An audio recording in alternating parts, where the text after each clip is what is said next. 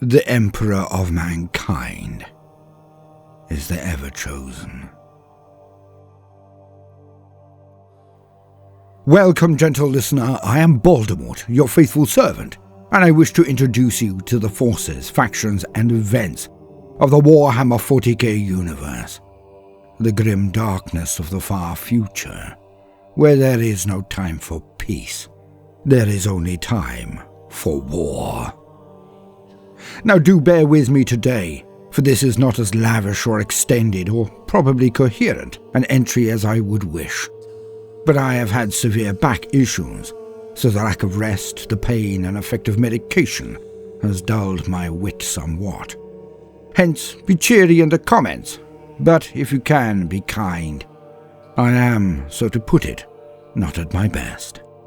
That all stated, let us begin. And today, we shall explore some concepts that are just for fun, a twisted, cocked look at the Warhammer universe, a what-if, or a shattered, warped mirror of what may be, to look at what could be. And today, we shall explore interpretations of the Emperor of mankind. Do not worry, there shall be one of my little tales very soon. But let me set the scene before we head into it. High Wizard, greatest Warlock, in all meanings of the word. For there are many ways to read the potentials of the Emperor. What is he? Who is he? Why is he?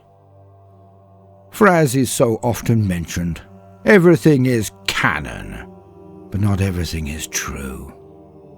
So let us look harder at this being, this titanic figure that is not only myth, legend before that, but a constant stalker of humanity for all of the ages of our race. But here, we must make a decision, a simple one, that takes in so many variables, makes sense of the impossible or even implausible. For today, we shall veer away from my preferred interpretation of the Emperor, that he is, in fact, as well as fable, the conglomerated gestalt of all of humanity's greatest psychers. That merest fact, as told before, is what gives him his mandate to do anything, no matter how callous, no matter how cruel or even barbaric, in the name of the preservation and defense of humanity. For he was born of the many to perform this task, this one great work. But today, we deviate from my customary line. For now, we take the position that the Emperor is naught but an immensely powerful psyker, and a tyrant to boot. The far more popular view at present, but one I dislike. Yet it opens doorways to horrors I dreamt of, if we merely take this simple line. The Emperor is a man. No more, no less. And all mankind are fallible. He is nothing more than the most potent of the perpetuals, and he has no mandate save that taken by coercion, conversion, or sheer unfettered slaughter. For he is the mightiest human to ever have lived, and if this is so, then there can be no deeper truth than this. The Emperor is the first of the Everchosen.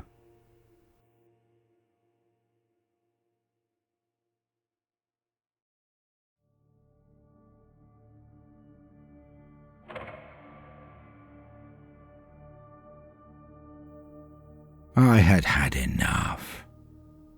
Each time I returned, they did it again. The pain was excruciating. It did not last long. The same place, the same pyre, with different kindling and fuel.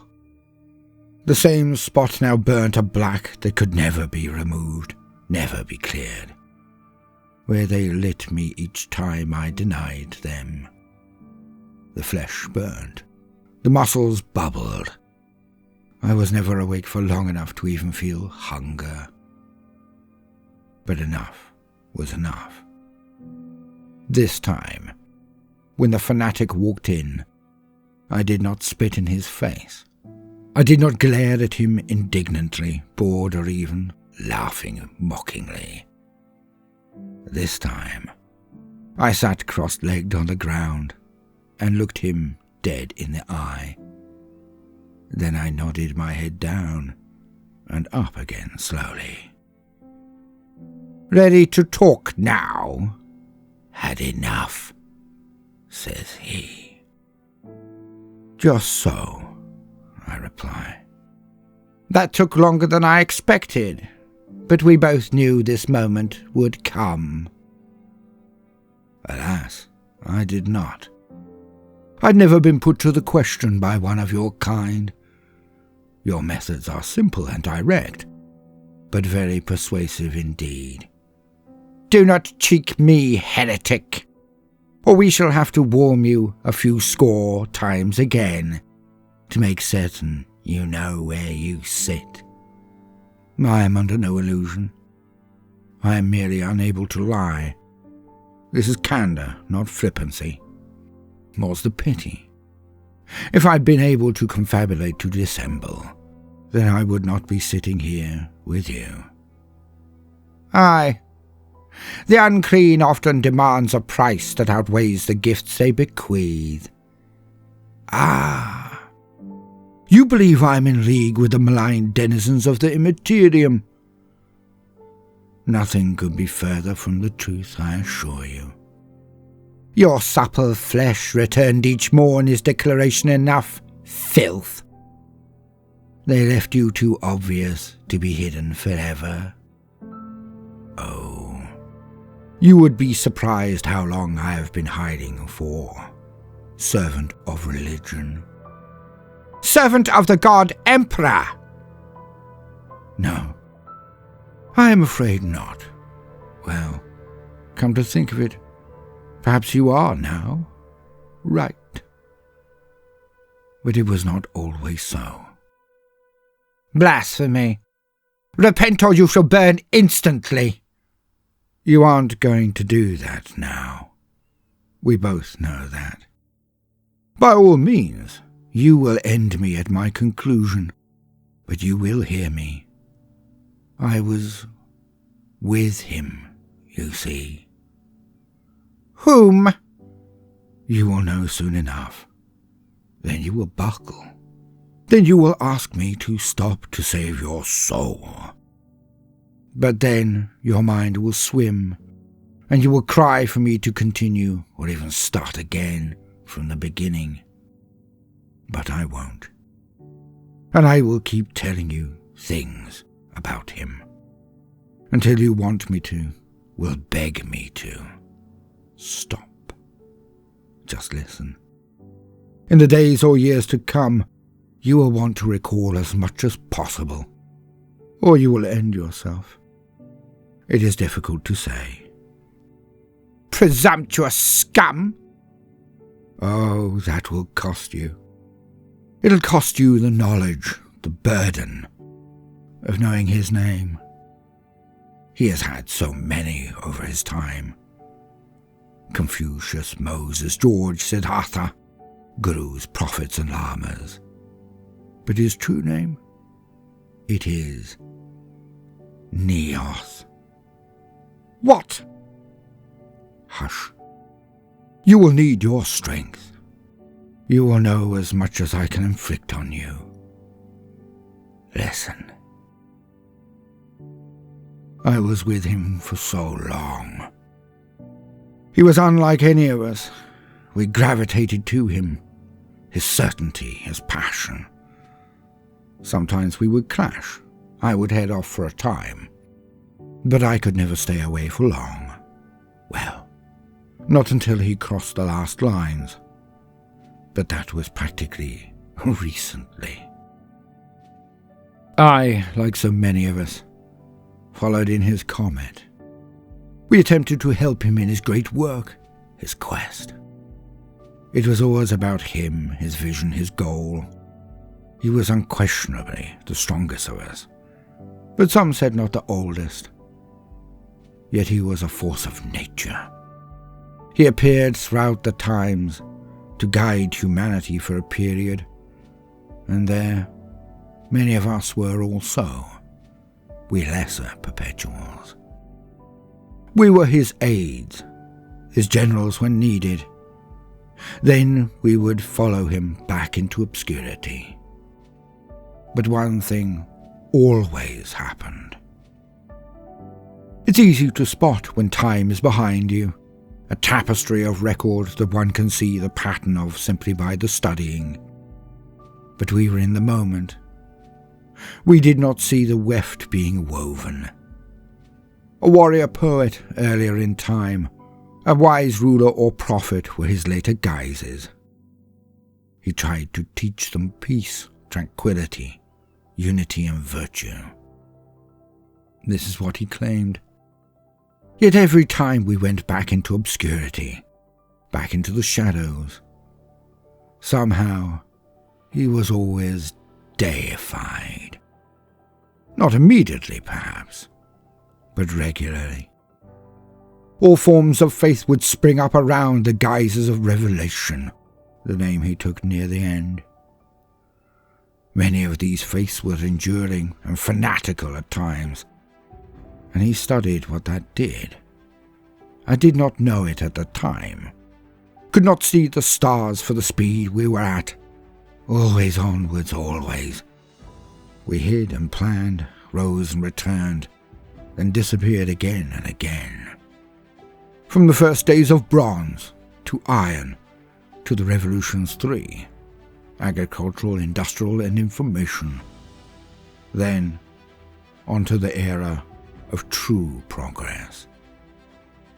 All the while there we watched the wars, the barbarity, cruelty, the suffering, inflicted on our own, by our own, or by outside forces only he truly understood.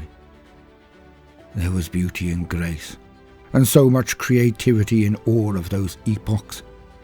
Each had worth, even if taken out of continuity. We watched our race grow and grow up. We walked the streams of history, one step at a time. But for others, the stairs were finite. For we few, we perpetuals, they were an endless road. Eternity gives one an experience and eye that few can ever understand. Then humanity, with some nudging, moved to the stars.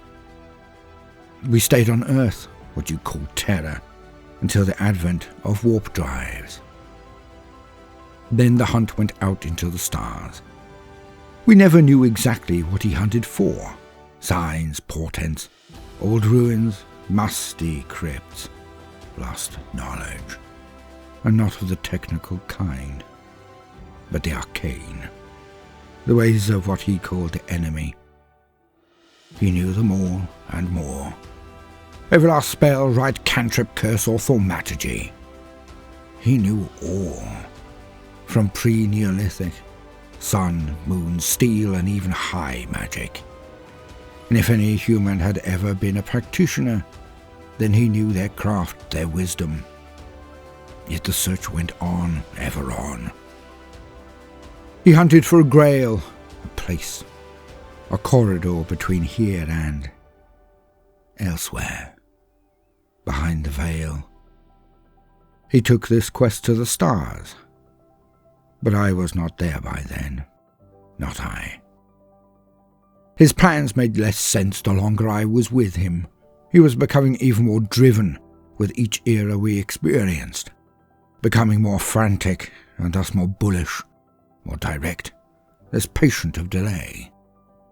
He envisioned a new man, a new race, a superiorly gifted one, a humanity of wisdom and strength, with power enough to defend itself from the galaxy and the terrors that lurked beyond the veil. He became so single-minded, and his vision was now all that mattered. We may always have been bugs in comparison to he, but now he could bear conceal his impatience at even being questioned. Imagine that. to think you are so far above your peers that you are from another race, even as they are mutations that are far beyond the baseline of our race, humanity. No. He hid it before, but now he was too distracted, too concerned, too weighed down to always maintain his polished veneer, his diplomatic stance and patience. He now barked orders like a tyrant, as if to slaves or inepts. And eventually, I volunteered to go on a longer mission, away, and I never returned. I simply hid. I took on the guise of a simple worker and simply disappeared. Until now, of course. I found out later what happened. I spoke with those who went almost to the end with him. He found it. Yes. He found it. In a world in the night sky, he found it. Molech. Some went with him, a one-way trip on an early-era vessel. And he found the place, the doorway across, and he entered it. He went into the realm of evil, temptation, corruption, and power.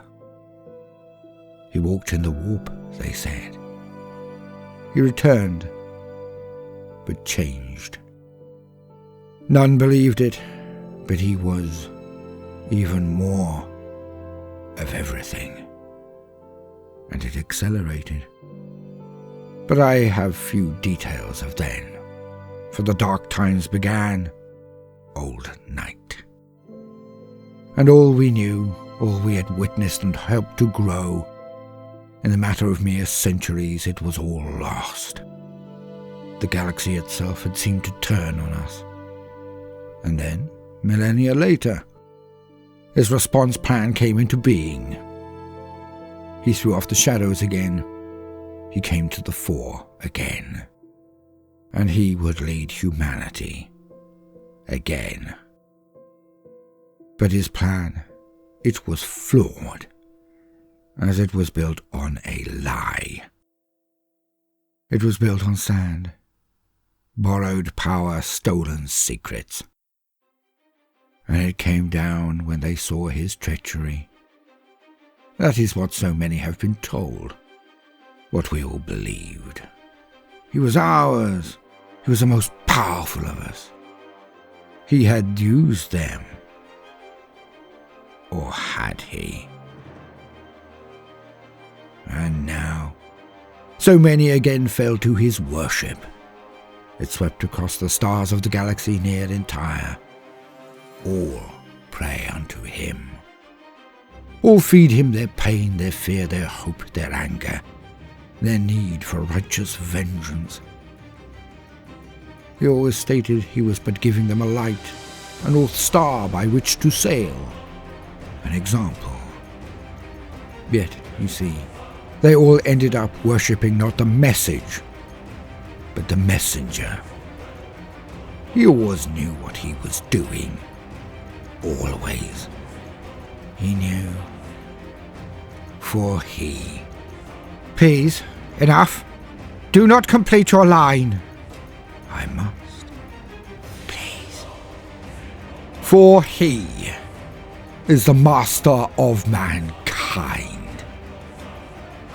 Yet to gain such power, he must have chosen to serve. And the most terrifying thing of all, perhaps he serves them still, his true masters, the dark gods of chaos.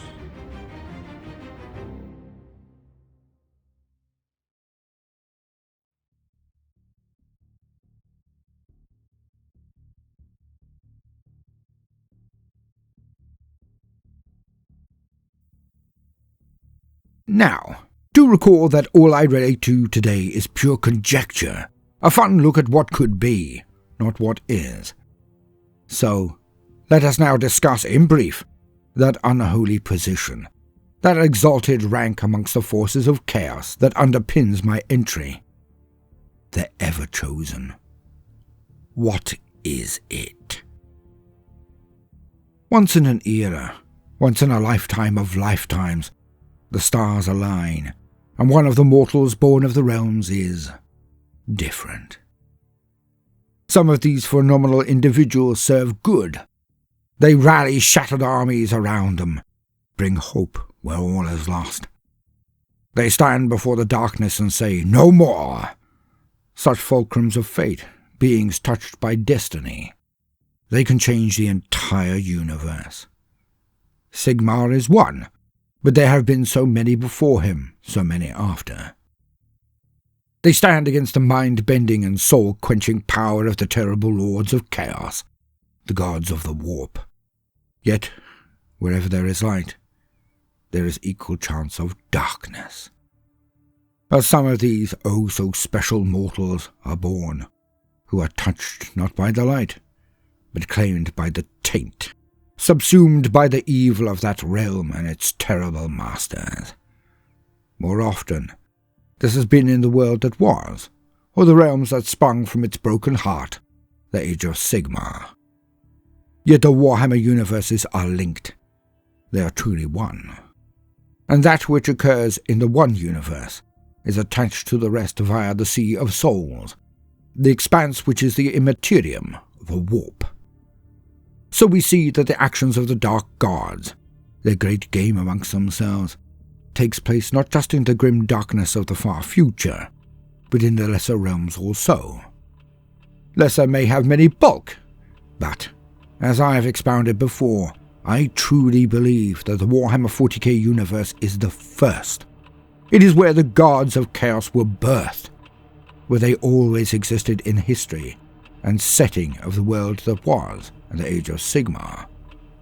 Hence, by my reckoning, this is where they were born. So this is the first of the existences that are all so closely connected. With that understood, we continue with the question: what is the Everchosen? Now millions upon millions of champions of individual chaos gods have arisen and subsequently fallen in the service of the dark powers. But they are always confined to the loyalty of one of the four: Khorne, Tzeentch, Nurgle and Slaanesh. Yet, every now and again, there arises one of these special individuals, those who can serve chaos, but not be enslaved to it. And that is rare indeed. And these beings of pure will can be twisted to beings of pure spite. Yet their inner strength means that, although they may serve, they do so at their choosing, to their own melody. And they resist the blandishments of the four, never bowing to any one in particular. Yet they are the men and women who can harness chaos, as much as they are yoked themselves, and they can retain a sense of self, even before the vast power offered to them. For these rare individuals, there can be only one fate: to be Everchosen. For they are mighty, they are servants of chaos, but they serve all, not the one. And the four gods will get together in the blessing of these people.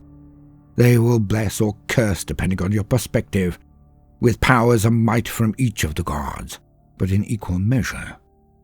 So they will gain powers from each. Khorne, Tzeentch, Nurgle and Slaanesh.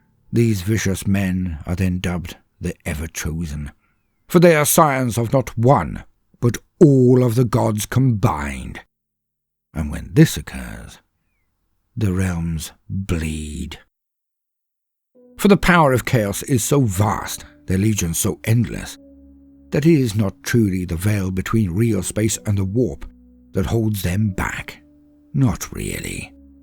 That would be the great game. It is a battle between the chaos gods that rages eternal, and they invest more effort and power and purpose into this conflict amongst their peers than ever they would for any activity in the real world. For they do not really consider the denizens of reality to be any threat to them. So they confined themselves largely with the defeating of their peers, their siblings. Yet when an Everchosen completes the trials, when they pass each test set down by the gods, then come out victorious, these beings are the axis by which the universe alters irrevocably. For they combine and focus the power of the dark gods of chaos. They can bring a short period of unity between these horrors, can claim forces from each, can command warlords, demons, princes, and mages all. In fact, anyone who is held under the thrall of the dark gods can thus be combined in the armies of the Everchosen. They are the might of chaos undivided. Of course, it can never last long. For the dark gods are treacherous, and most often and most intensely, to one another. Thus do these armies have to achieve their goals swiftly, before the great game erupts again. Yet with the power of all four forces of chaos, there is little they cannot do. Few who can withstand them, fewer still who can defeat them. And all of this is made possible by the existence of an Everchosen. The Everchosen is linked to the being called Baldermort, the first ever demon prince. Yet the Chaos Gods experiment. This first demon prince did not turn out as they had expected. For each of the gods had given him much power, so believed they would control him. Yet their influence clashed and cancelled each other out. And Baldermort rebelled against his masters in a million tiny ways, and some larger. For he knew that if he gained enough influence, enough power unto himself, then perhaps he could become a god unto himself, a player in the great game. Baldermort failed in his attempt to destroy the realms, yet he came close. His failure led to his ultimate chastisement. For now, Baldermort has to crown the head of the Everchosen who proceed from him. So the first demon prince was Baldermort, but he was not truly the Everchosen.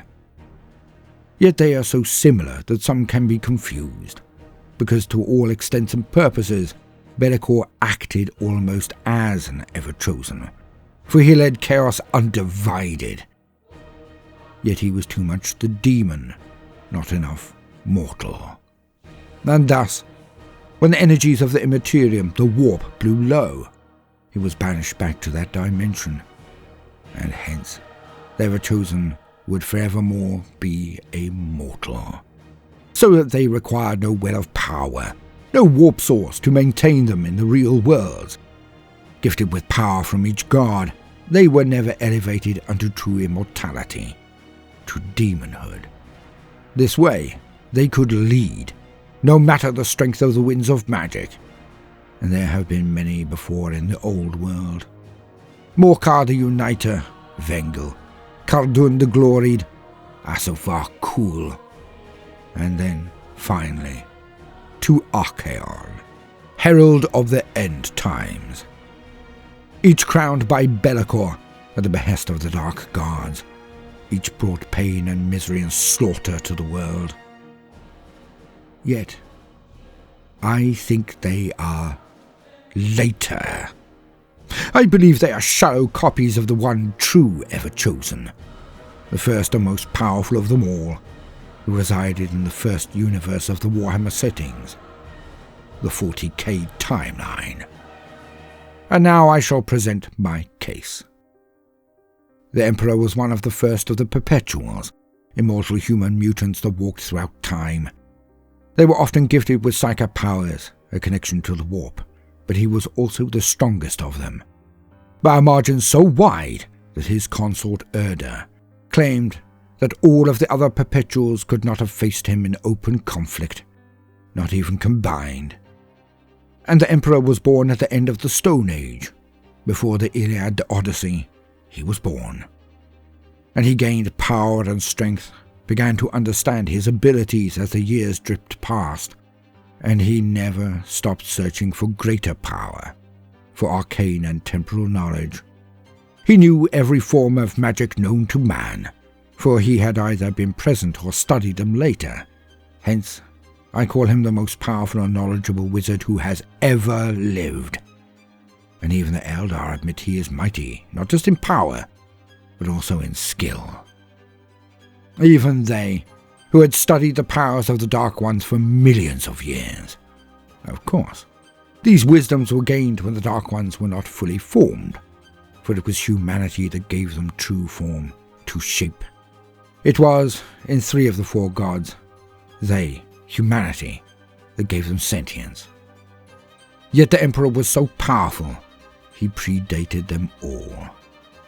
He felt their births, the dark gods, one and all, and he knew what they were and why.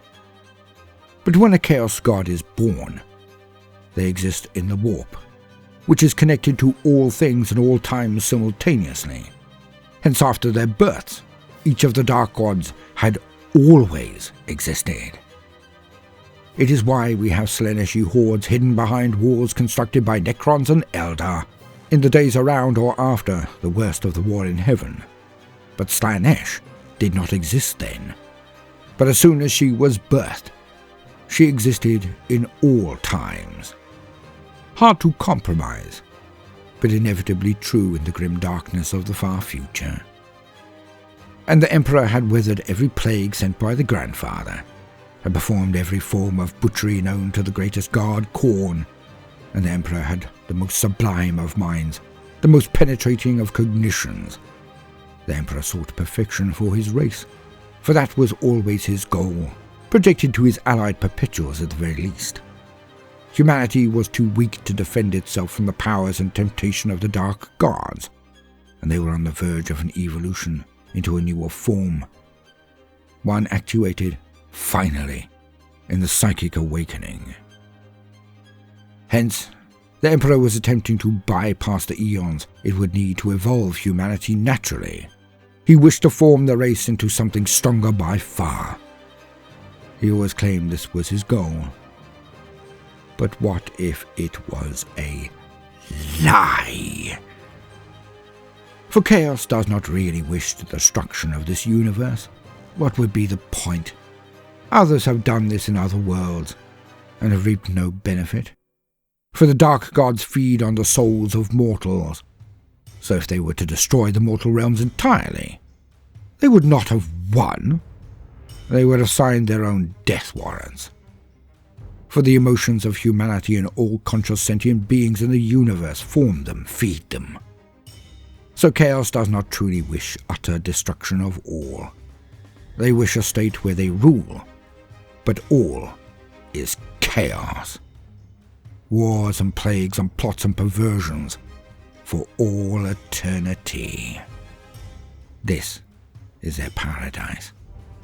The fulfillment of prophecy, the end of all things.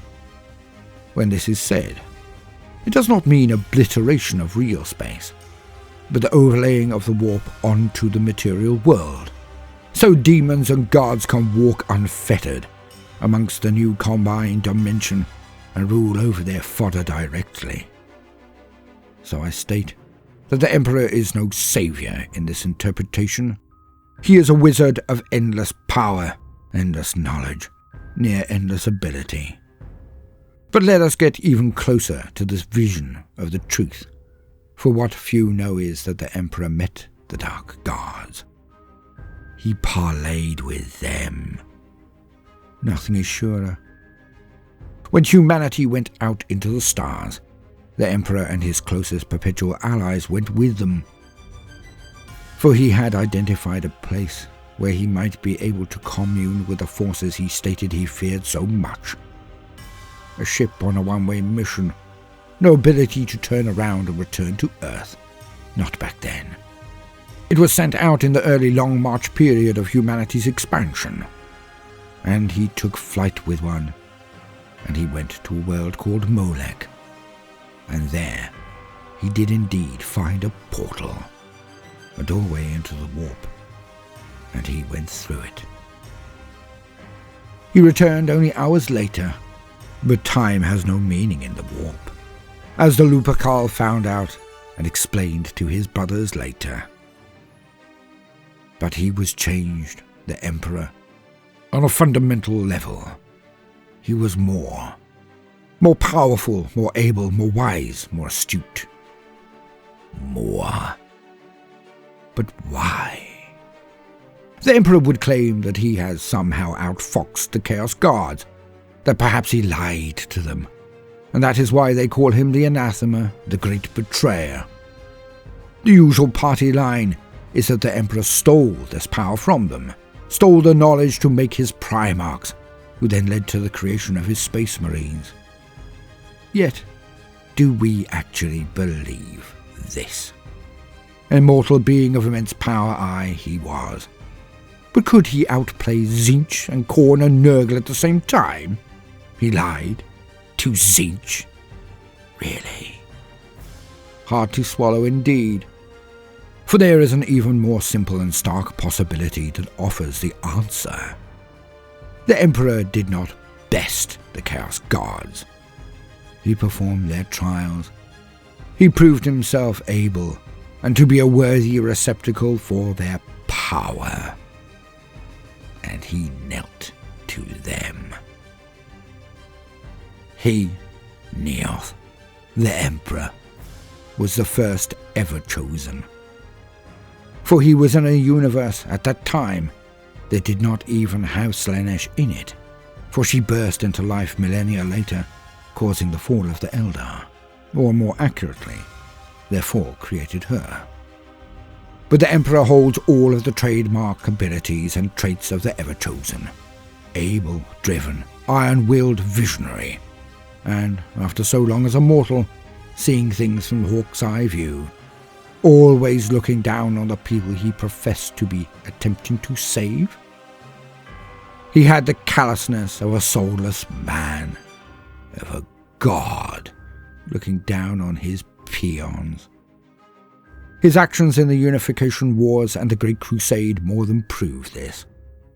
He holds near every trait of Archaon, bar the one, the professed goal of destroying the universe in the name of chaos. Yet, as discussed, this setting, the grim darkness, is the truest and first of all of the realms. It must be. Hence here, in the wellspring of their existence, the place of their birth, the dark gods, I believe, see as their home. All other realms are connected via the warp, are now territories to be claimed, new sandpits in which to play. But not so the universe of the Emperor. For here, they wish not to consume or destroy, but to claim. This is their home, and they would have it as their first and most potent fiefdom. The Emperor went back and formed his Primarchs, then his legions, and surprise, surprise, things went wrong. The Primarchs were thrown out into the galaxy, and the Emperor watched this happen, not metaphorically, but actually standing there as the deed was done. How? This godlike being, how and why would he have allowed his sons to be taken from him without a struggle? Unless he was fully aware of the plan, complicit with the chains of events that would lead to a full half of them turning to chaos, to rebel and cause the greatest war since the cybernetic revolt. Malcador himself had admitted that he and the Emperor knew this would occur, the heresy. So why create their Primarchs at all? Why not just the Astartes, the Space Marines? The Crusade would have taken longer, of course, but if any legion rebelled against a tactical genius such as the Emperor, without the Primarchs, the heresy would not have been possible at all. Also, the Emperor, he went back to Molech with his sons, most especially with Horus Lupercal. He changed their memories, scrubbed them, aye, but this could have been easily discerned by them eventually. So he even hid his intentions within the minds of his sons, for they do not recall if he went through the portal again or no. If he did not serve chaos, then the gods would have seen his imperial truth. They would know it was war against them. They would know he had betrayed them. Yet he would walk into their realm undefended? This makes no sense. Only one thing makes sense.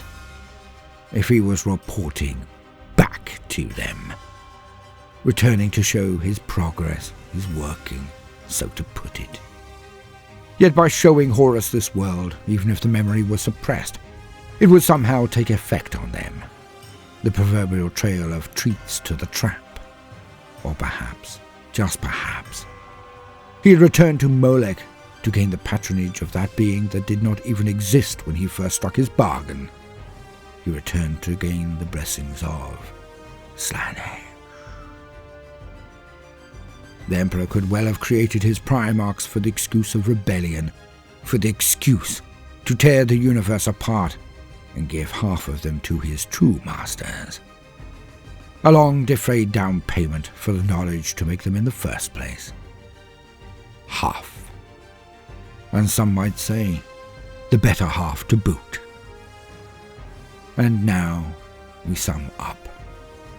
The Emperor is a vastly powerful psychic who has learnt every single arcane or mystic art known to or created by mankind. He is immortal, yet is gifted with powers beyond any perpetual, augmented without doubt by the only things who could do this, the dark gods of chaos.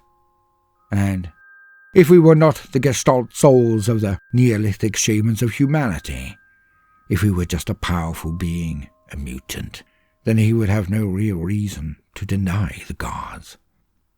For they did not just offer him the rank of Everchosen. No, that would just be the beginning. As the greatest champion of all time, across all realms, he would gain more. If a thing like Vashtor, a potterer, a tinkerer, could dream of becoming a god, a player in the great game, then surely this being, the Emperor, who has received prayers for nearly the entire galaxy for thousands of years, one who can make his own demons, has his own legions of souls, as seen in the saints in the Legion of the Damned, he is now quite rightly on the path to true apotheosis, if he has not managed it already. The Emperor can be many things. This is just one possible variation that I present today.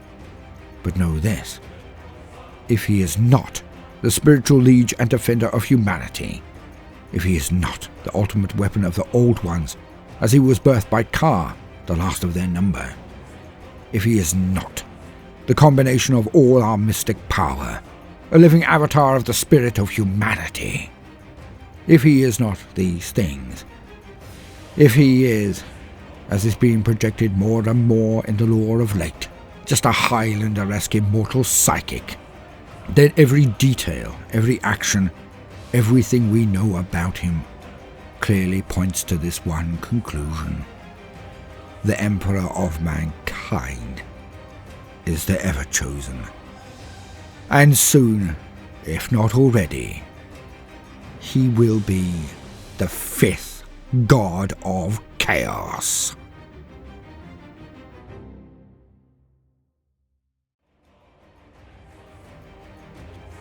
I have been Baldermort, your faithful servant. Now subscribe and like and all that stuff if you enjoyed the video. And join me every Friday as I take dives into the Warhammer universe. Or check out our other channels on natural history and mythology. Links in the video description. Patreon, merch, notification button, you know the boogaloo. Until then, no matter what you do today, do try to make some time for fun. Toodaloo.